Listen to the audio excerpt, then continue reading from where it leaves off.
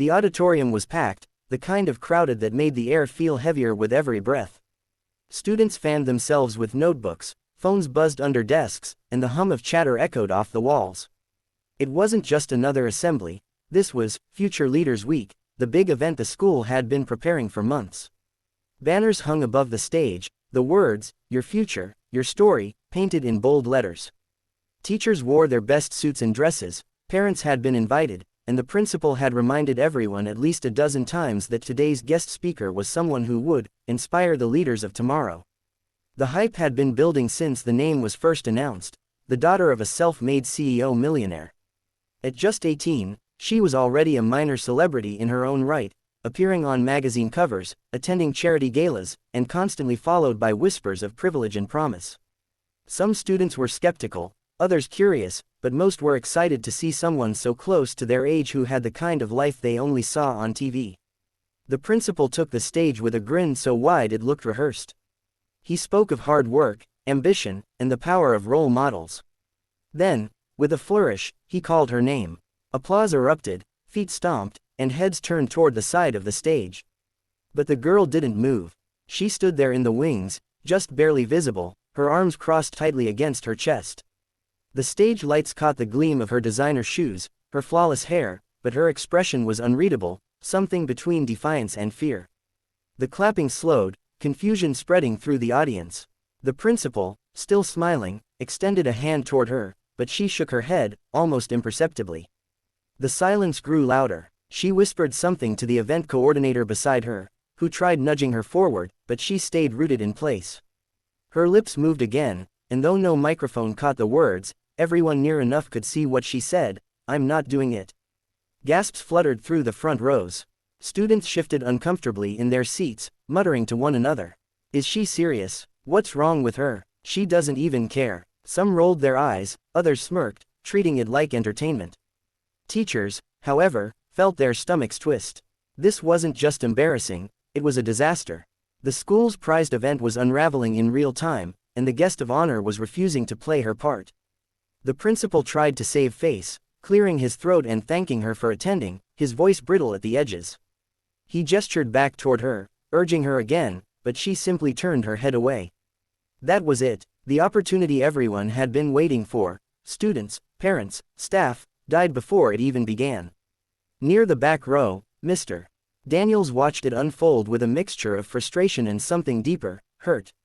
He wasn't just any teacher in that auditorium. He was the one who had stayed late with kids who didn't have Wi-Fi at home. The one who spent his own money on binders and pencils when budgets ran out.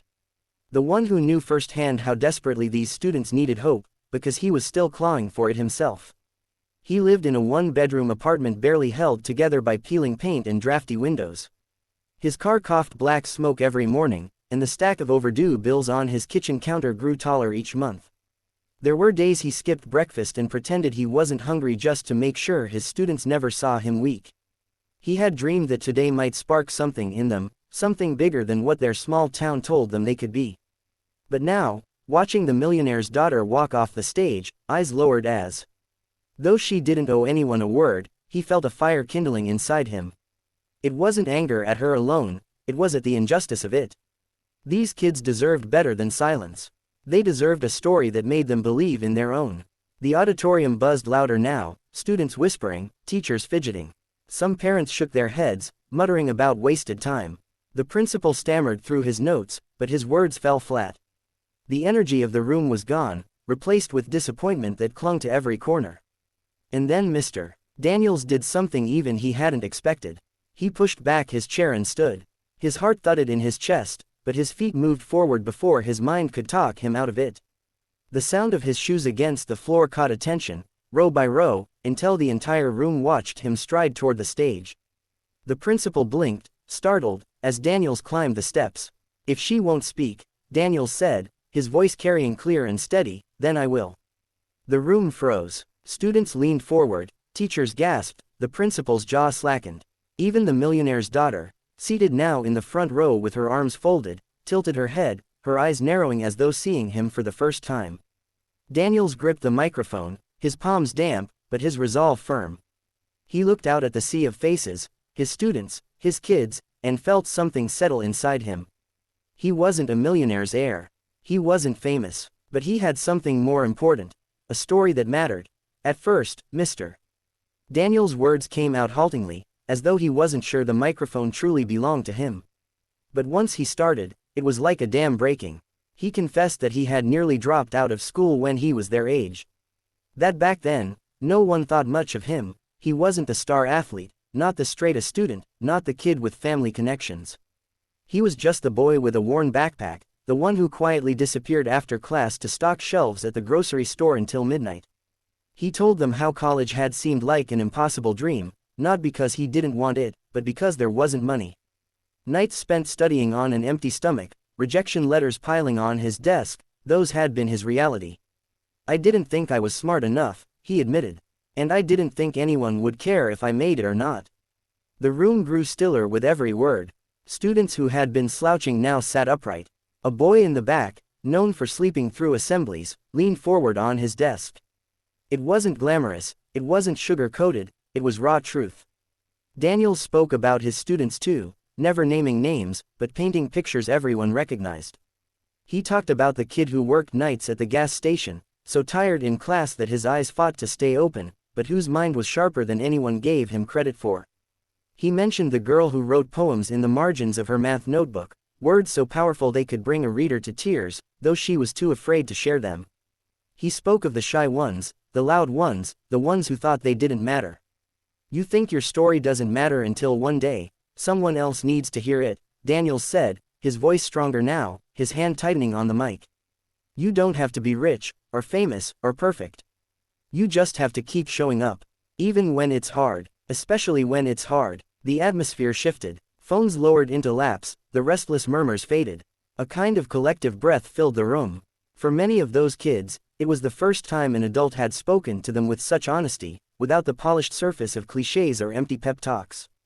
He wasn't telling them they could be anything if they just believed. He was telling them that life was hard, unfair, and messy, but that they had the strength to keep going anyway. And then, quietly at first, someone stood. It was the CEO's daughter. She had been sitting in the front row, arms folded, head down, until something in Daniel's words seemed to break through her defenses. Her face was different now, not cold, not distant, but open, conflicted.